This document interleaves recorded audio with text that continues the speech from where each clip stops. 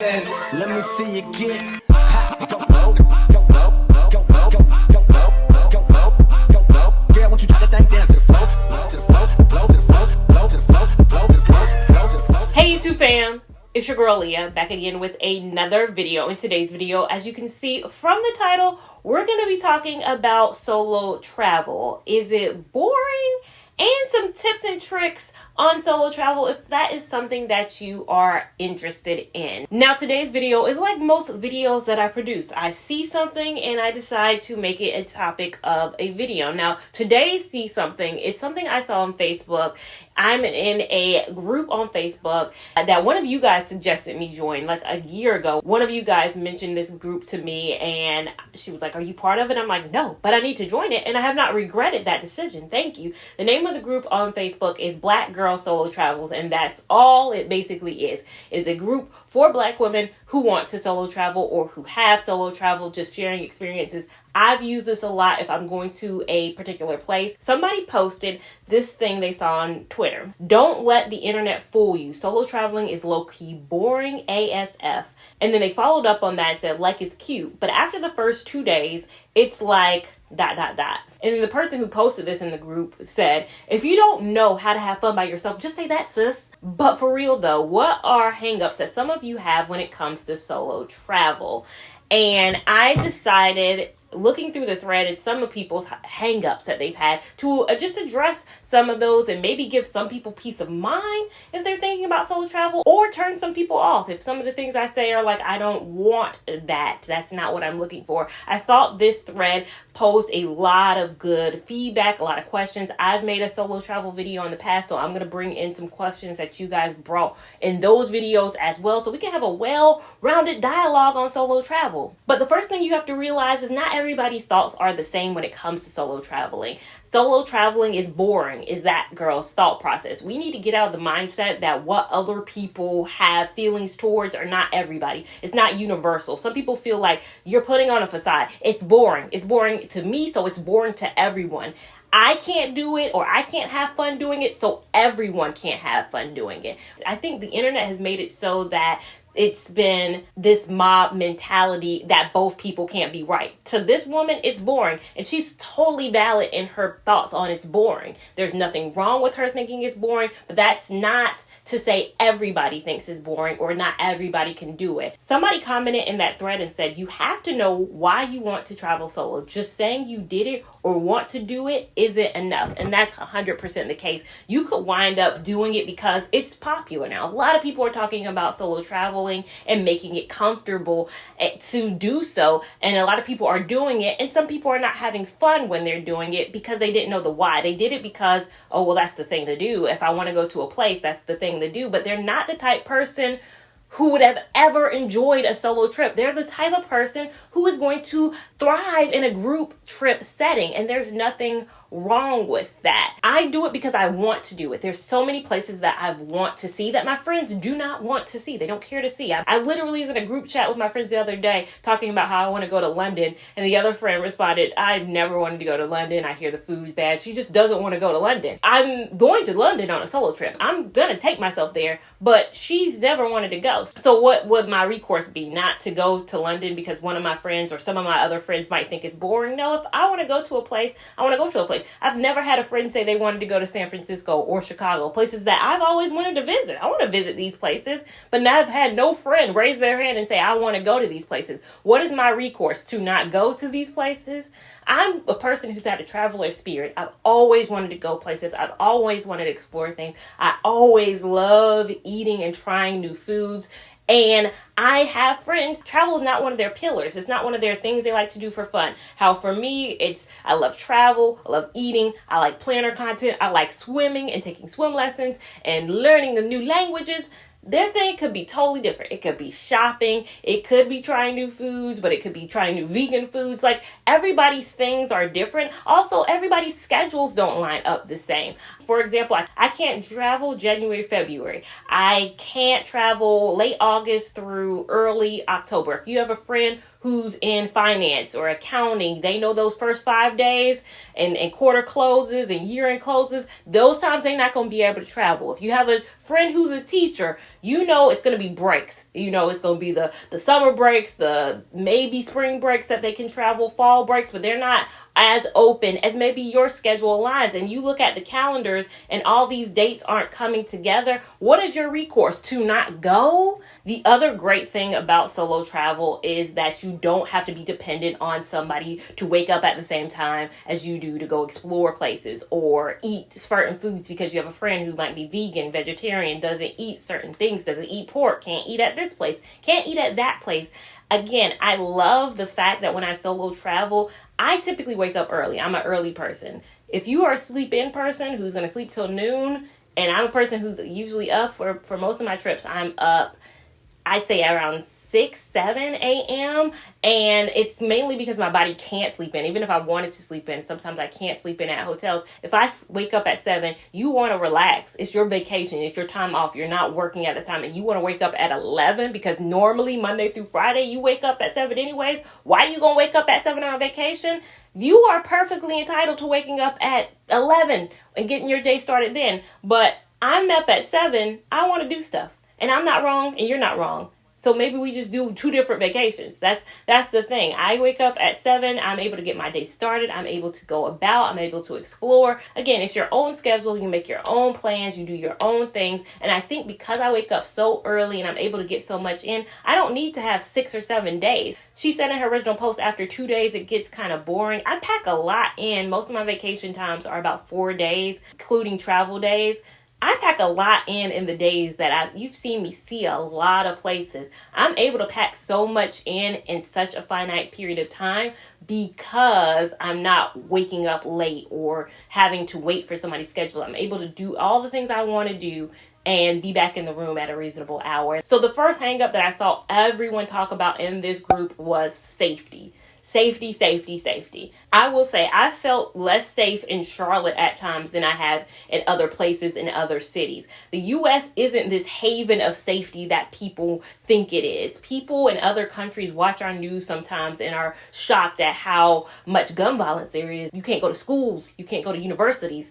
Churches aren't even safe. Grocery stores, clubs, places that you see news after news after news report every single month. Teachers, students, professors, congregation members, people just having a nice time going into a grocery store, not thinking that they have to fear for their life. They're thinking, I'm safe. I'm in my hometown. I'm safe. If I live my life in fear, then I could literally never leave this house because, again, the U.S. has proven we are not safe really anywhere in our borders. If you even look at statistically, I think it's around 85% of the population, something bad. And when I say something bad, the statistic I looked at was mortality. The likelihood of something happening to you in terms of death is more likely within a 25-mile radius of where you live. If we think about a family member that something has either bad happened to or a loss of life has happened, how many times can we say it's happened when they went on a solo vacation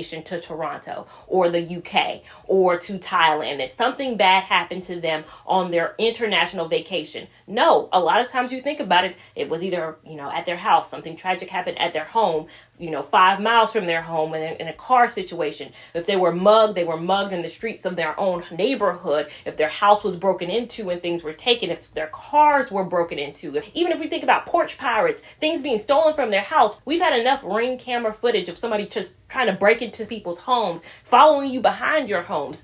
We just warp our perception that, I live right now is Mayberry. Like here in Charlotte, I live in Pleasantville. I'm living in the best town and nothing could happen to me here. But going somewhere else, that's extremely unsafe.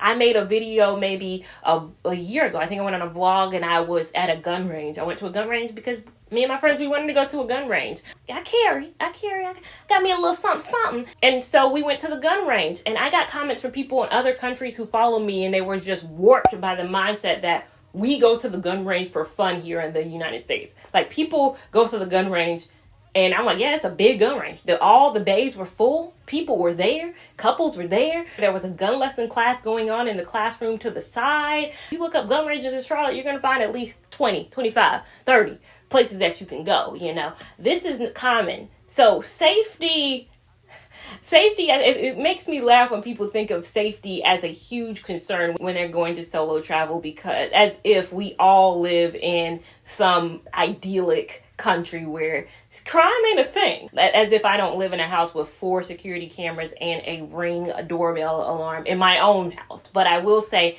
don't be stupid. Like, I'm not stupid here, and I'm not going to go to another country and let it all hang out, walk around with my biggest jewelry on, my largest earrings. I'm not going to make myself a target. Just like I don't make myself a target here, I'm not going to go somewhere else and make myself a target. Think smart still in your travels. Be aware of your surroundings. Look like you blend in. Don't look like a tourist. Don't have your head down looking at a map. Don't pull out a whole folded map. I know nowadays we're outside of the maps, but do some research before you go. Like, just don't go in blind. I'm a planner person, so I plan my trips. I know where I want to go. I set up guides. I have Apple Maps, so I set up guides before I go somewhere of food places that I want to try, so I know where it is in relation to where I want to go. I do tours. I do a lot of tours, so I sign up for the tour company that's there, and usually they have like a guided map and telling you where places are going to. Again, I don't post in real time, partly because I'm a content creator for safety reasons, but also I feel like even if I wasn't a content creator, I would still not post in real time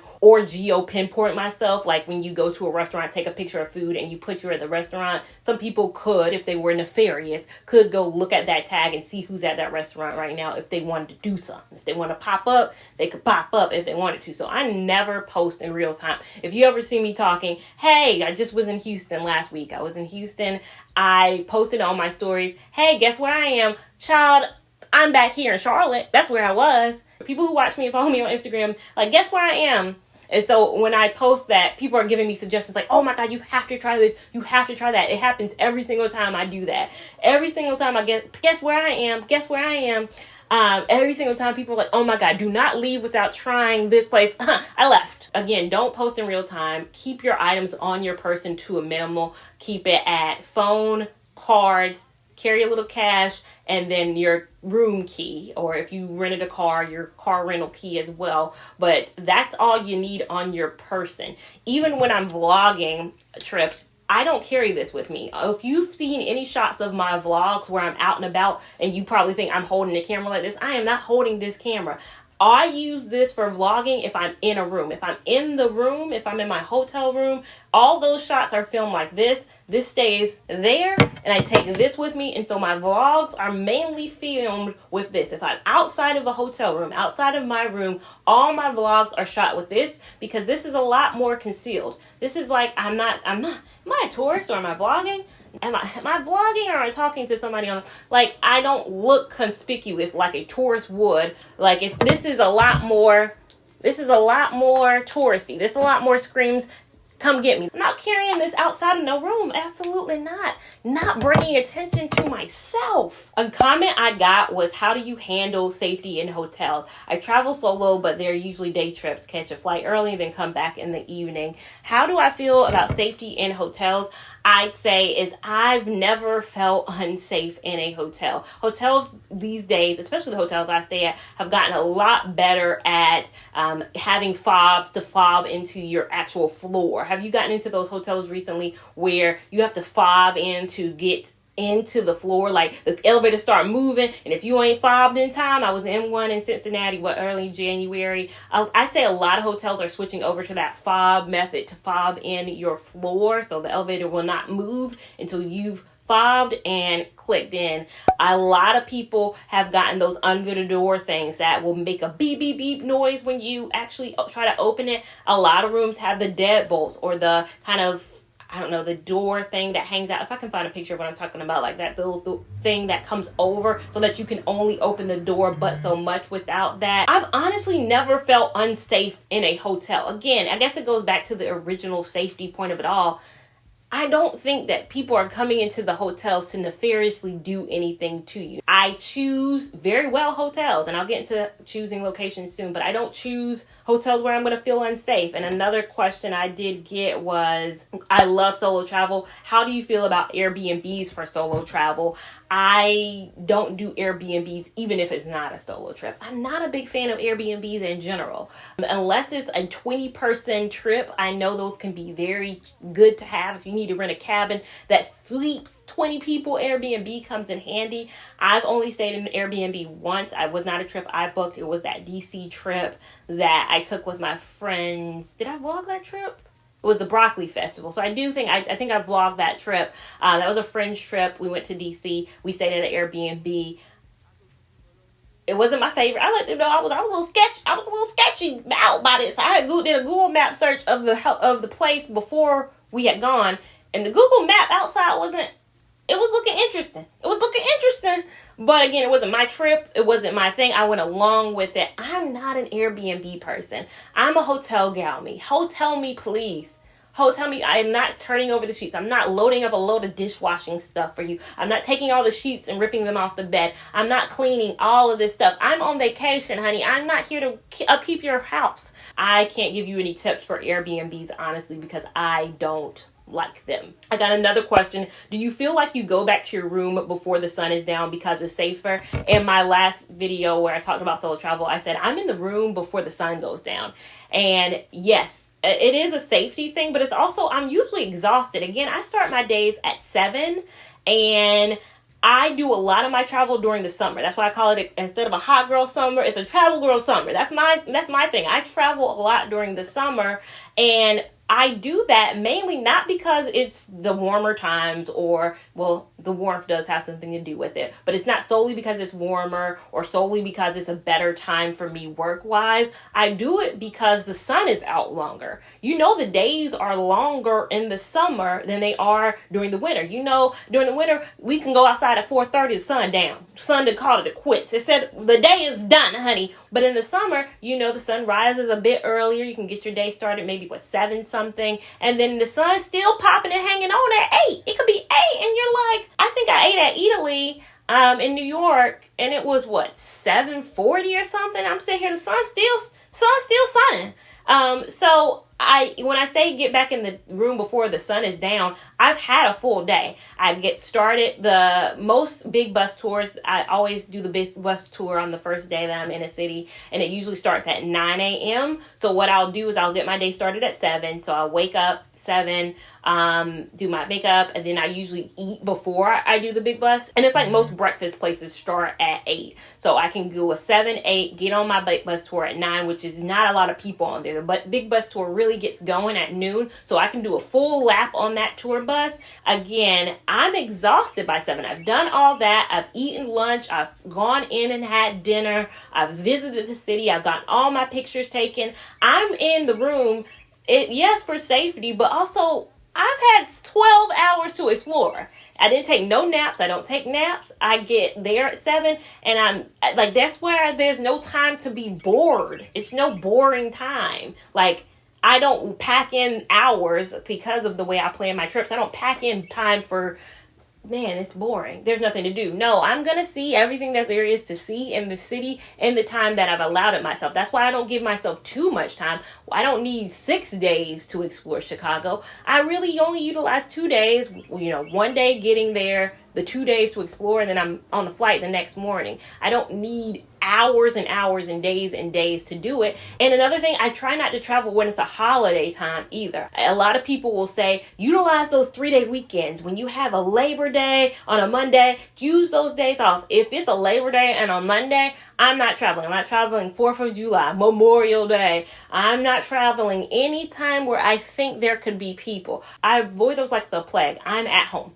My birthday happens to fall sometimes near Thanksgiving, so that's the only time I will travel near a holiday because I have to, and it's usually, that is one of the worst holidays when it comes to traveling in general, but I will bite the bullet for that. But I do maximize my time. I only get 20 days off, one floating holiday, so 21 technically. I utilize heavily the backbone of those weekends. Those weekends are crucial. I can do a Friday off, Saturday, Sunday, and then come back Monday, and then have really had that Saturday and Sunday to fully explore. Not a holiday weekend, but it's a weekend, so it's still a lot of people there. However, Saturday, Sunday, and then I can be back Monday, Tuesday, and I've done everything I wanted to do. That's how I maximize the time and really work it in so there is no boring time. And again, I'm 7 to 7. I can be back in the room by 7, lay it on down to repeat the next day and do the same thing over again. So it's for safety reasons, yes, but it's also, I've done everything. Like, there's nothing more to explore. Somebody else said, I am from a small town and we don't have public transportation, Uber or Lyft. Any safety suggestions for those using ride shares? I don't have any clue and it makes me nervous. I got a similar comment on another video that I had made too, and I meant to screenshot that, but I did screenshot this one because the first time I got it, I was like kind of strange. They were like, the comment was more like, you don't feel weird getting in an Uber or Lyft? And I was like, why would I? I've been doing this for years. Like, why would I feel strange about it? And then this comment helped me understand that not everybody who follows me is in Detroit, Chicago, Cincinnati, Charlotte, LA, cities that are big metropolitan cities, the top 50 big metropolitan cities. A lot of my audience isn't there. We have people who live in rural America. We have a lot of small towns that are hours away from an airport, 45 minutes plus. One of my coworkers works at a facility. I work in manufacturing. One of our facilities is maybe 2.5 hours from a major airport. And I'm like, that's a long way. I forget that I live 10 minutes from an airport, and so it is a different vibe for me. So I've always had that element of, I feel safe. I mean, it's just part of life. I'm going to Uber, I'm going to Lyft. I get in it and I don't even think about it. It's no second guessing. I don't ever feel uneasy. Understand when you get in, you have all their information and you can track your ride. I look at my map sometimes, make sure they don't cut corners. Like, you can see the path that you're on. Tell your family and friends where you are if you feel more comfortable saying, hey, I got in this Lyft. You can screenshot. My sister did this one time. I think it was her first Lyft. My sister, who's in college, it was her first Lyft. She screenshot where she was, like who the information was, like that has the license plate, where she got picked up at, where she's being dropped off at, and kind of his 5-star rating. So I could see everything. She screenshotted to me, and with no context at all. She didn't say, here I am, or blah, blah, blah. She just screenshot it so that we knew her information. Now, of course, everything worked out well, but if that makes you feel more comfortable, you have all their information. More often than not, though, the Uber driver is more scared of you than you are of them. Have you seen those tons of videos where people will come in, gun to the head, like, give me all your money? Like, there are more videos where the Uber driver is being robbed or something bad has happened. They have cameras sometimes in their own cars for their safety. I wanted to throw this in because I was in an Uber the other day and I noticed that it says driver has a dash cam to record trips for added safety on here. I never noticed that before. So it's alerting me that the camera is in the car. The driver, again, wants to make sure they're safe too, has a camera that they've installed. So again, their safety is important to them, as well as I got this screenshot of my last driver's information. Again, you have all their information. You know how many trips they've gone on. Luis, who I rode with, has so many compliments. He has almost 27,000 people who he has driven. I would hate to think that, all of a sudden he would have been like, you know what? This is about to be my 27,000th passenger. I'm about to do something crazy. I'm about to do something crazy to ruin all this money that I got coming in. So again, there's so much technology and information on these individuals that they want to make sure they're safe too. They are more fearful of us being the bad guy, because we have all their information. We know there's they don't have a lot of background information on us like we can find on them. But I think after you've gotten used to the hang of it, you kind of let those guards down. It's literally just like the taxis of the old times, except for now you have more information. You get in a taxi, you don't know that person. You have nothing on your phone to know who this person is. You have nothing on your phone to track the progress of where you guys are going on the map. Uber and Lyft make it so simple that you can see exactly where you're going. Now, the next thing that was people's hangups was photography. How do we take pictures when you are solo traveling? That's a valid point. That's a valid concern. How do I get those photos when I am by myself? I have had no trouble. You've seen my photos. I be taking good photos, honey. I posted a video on Reels on TikTok and even a short on YouTube. I posted 3 videos that shows you the 2 ways that I take photos when I'm solo traveling. Both involve a tripod, so I need my tripod. And one is either using my Apple Watch to connect so I can see myself, or using the app Lens Buddy. Lens Buddy is a great app to have. It's a free app. You just use it the same way. It's just timing itself. So it's just running on a timer, so it'll take multiple pictures of you. I use either or. Sometimes if I don't care about, like, I know that I probably look okay, I will use Lens Buddy. But if I need to see myself and make sure I'm in frame, I will use my watch, and that is simple enough. My tips and tricks on what I do is I go early. Again, I'm up early, so most of these places are not bombarded by people. So when I was in Chicago going to the Bean, any other time, the Bean is full of people. The Bean has people there. You've seen I've seen photos and I've gone back by it like afternoon and I'm like, wow, it was not like that morning. So getting at a place early before there's a lot of people. If you want to sleep in, again, don't think that I don't understand that people want to sleep in. It's their vacation. They have Monday through Friday where they can wake up early. I get the gist of you wanting to not get up at set. Like, my body can't sleep in. So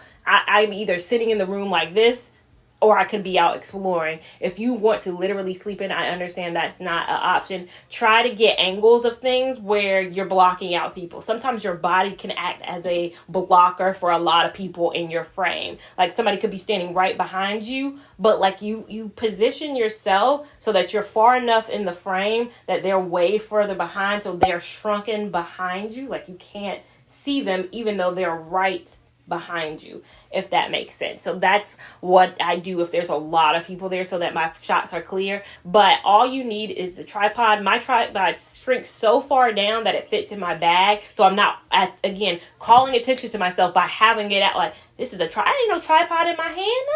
No. It fits in my little bag, my bag that is not labeled. It's not a label. It's not Kate Spade. It's not, Louis Vuitton. I'm not going out with labels. I'm going out with a cheap $14 Target tote that I bought 5 years ago that is beaten up, worn down, and been on so many trips. This ain't the time to look stylish. Like, I'm not bringing anything with labels. I know we're on the photography side of things, but going back to safety, this ain't the time for your Gucci Louis. Your Gucci belts can stay at home. Why you gotta have your Gucci belt? Another hang up. It was safety, it was photography, and it was also cost, paying. That was something that a lot of people said that was their hang up when it comes to solo traveling. When you're going to a place and the hotel bill comes to $2,000 and you're splitting it against 4 people, that's $500 a person. That's a lot better than one person spending $2,000. Oh yeah, the cost could hang it up. Some people it's a wrap there. That's all it was. I don't care about safety. I feel safe anywhere. I don't care about pictures. I don't even need pictures. But then when it gets to cost, that's their person skirt.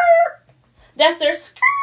That's their I can't do it. And for me, I will say it's definitely costly. That's the thing that it cannot change. It is very, very costly. And I'm somebody who I don't scrimp. The cheap comes out expensive. That is a phrase that resonates with me so well. The cheaper you go, the more expensive the outcomes can be. It might be seeming like, I only got this for $20 a night. You'll see the consequences of that later. You guys know, if you follow my channel long enough, I went on a work trip. I travel for work because I do campus recruiting. We went to a hotel that I did not choose. I did not choose this hotel, but a lot of our schools are sometimes in college towns. College towns don't have the Ritz, honey. They got the choice hotels, so the Comfort Inns, the Best Westerns. They have the cheaper hotels. We stayed at a Comfort. And I got bed bugs. I got bit. I got ate up, tore up at this hotel. They was killing me. Came back, had to go to urgent care, get some beefed up Benadryl, basically. It was just an antihistamine that was beefed up a bit. We chose what we had to choose. There was nothing else.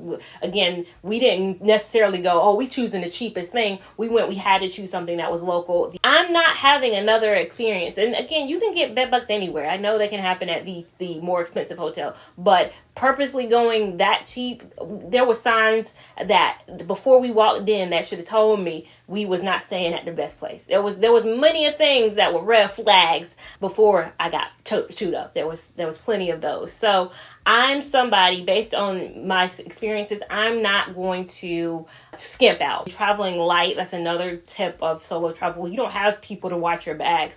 If you go into the bathroom and you have things, you want the bag to be short, you want it to be tight. You don't want to be lugging around multiple bags if it's just you and you don't have the help of support of somebody who can either A, watch your bags for you, or B, help you navigate through putting all those bags in a car. Like, keeping one tight carry-on has been very easy for me. Now, locations. Again, I'm not I would say expert level. There are people who have whole channels dedicated to solo travel. I'm trying to give the realistic average person, the average person who doesn't have a limited PTO, who cannot work from any country that they want to, who doesn't have all of these things that some people who solo travel have. I try to give you the realistic look at solo travel through the lens of, I only got 21 days, so I got to maximize that. And also, if I want to spend time with people for the holidays, got to maximize that. But the places that I've been to Asheville, Key West, Florida, Miami, Florida. I've gone on a solo cruise. I went to San Francisco, Los Angeles, Chicago, Illinois, New York, Punta Cana, and most recently, I did just go to Houston, but that was a work trip outside of Houston. I was 45 minutes. Houstonites might be like, girl, you was nowhere near Houston. I was 45 minutes outside of Houston, but I got to stop in and eat at least one or two places while I was there. So how do you choose your locations? That's what some people's hang up is, like, I don't even know where I would go. I've chosen my locations through general search, Googling what are some of the best places to go and seeing if it aligns with where I've wanted to go. I've always wanted to go to San Fran. I've always wanted to go to LA. I always want to go to London. I really want to go to London. I want to go to Toronto. I want to go to Seattle. I want to go to just places I've always just thought of I want to go. And then looking up, is that safe? Is it safe? I looked up Paris. I'm not going to Paris as a solo person because I hear a lot about pickpocketers, and I can watch myself. I can be around in my surroundings as well as I can be, but that seems like a city where I need other people to also be aware with me because I hear they slick. So Paris is not on my solo travel list just because I don't know if I can make myself feel as safe as I would need to. New Orleans, I've been there as a group. I don't know if I would go there solo. I just felt at some points where it felt good to have people, but a lot of other places like San Fran, LA, even Chicago, I didn't feel unsafe because a lot of these cities, it's not uncommon for one person to be walking by themselves around the city. Like, if I saw a herd of people in these cities, they were usually tourists, or the more locals were walking around by themselves minding their own business. Like, these are cities where people work too. Like, they go to work, they're not going with, hey buddy, let's go, let's the three of us walk. You just see more people out and about by themselves because that's normal to them. They're living their normal lives. New York is a very, hey, I'm here, I'm riding the subway, I do this, I'm a one person who's living a one-person life and I'm just moving through life normal. You can kind of blend in those types of settings as opposed to maybe like, I don't know, in New Orleans where one person by themselves, not that it looks weird or anything, but it's a lot different than a one person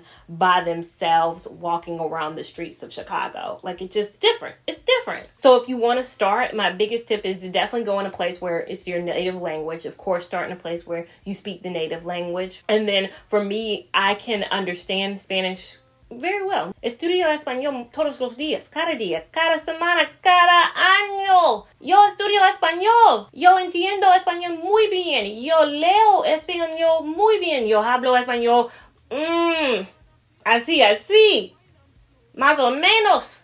You know, I can speak it, not as good as I can understand Spanish, or I can read. I can read Spanish fantastically. but my issue with speaking it comes in the past and present tense.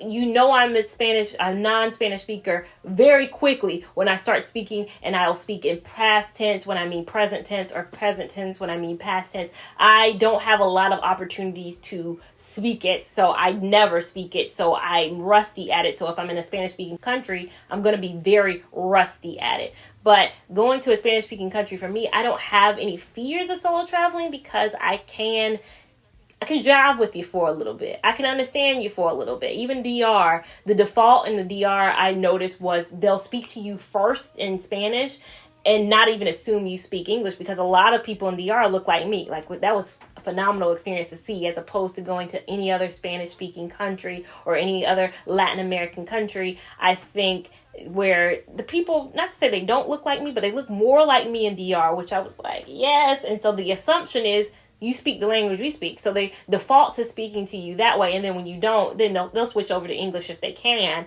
My first solo trip that was not work related was Asheville, North Carolina, 2 hours away from, a little less than 2 hours away from here in Charlotte, North Carolina. Beautiful mountain city, one of my favorite cities, and the city I would live in North Carolina if I didn't live in Charlotte. I started at a place where I felt comfortable, and then you spread out. Then you go to your further away places. And then if you want to venture out. So it's understandable to have hangups. I understand it. And not everyone has to do it. I know this craze has been solo travel, but it's only for people who want to. I would have so many regrets.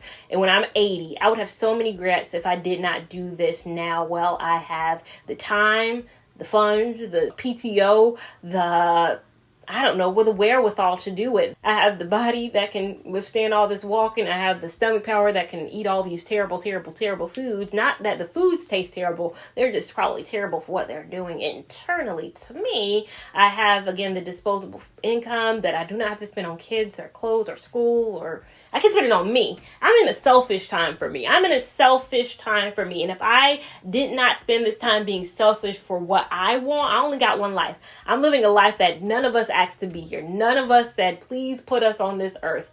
We were all summoned here by the acts of our parents. I'm not here to exist. I told my mom, I'm not here to exist. You didn't have me to exist. Whenever she gets on me about you taking all these trips, you had me, and then I got to choose what I wanted to do with the life that you gave me. Thank you for giving me life, but I get to choose what I want to do with it, and I want to solo travel. And I'm not doing it because, I don't have people to go with. I'm doing it because there's things in this world I want to be exposed to. There are cultures that I did not get growing up in this 704. Going to other places has exposed me into the DR, where I'm like, people look like me and are Spanish speaking, and they look like my mom, my dad. Like, this is wild to me. That is not what they portray on television for Spanish-speaking people. This is Sofia Vergara. This is exciting to me. I go to California the 2 times. It's an Asian American population there that we do not have here in North Carolina. We do not have it at all. And seeing it be so prominent over there, I'm like, this is so cool. Like, I would have never done this if I just stayed in Charlotte. I've never seen this, and I want to see more. And so that's why solo travel is important to me. But again, if that's not your bucket list, that's not your jam, then this video was not for you. But you can still give it a big thumbs up. We don't mind the thumbs down because we can't see them, but we still just want the thumbs up. We also want you to subscribe so you don't miss anything that I do over here. And make sure you turn that notification bell on so you don't miss a thing I do over here in my next solo trip, which will be coming up very soon. Make sure that you're following me on Instagram at LilaVon89 so you can keep up with me in real time. TikTok, which is a bit more real time over there.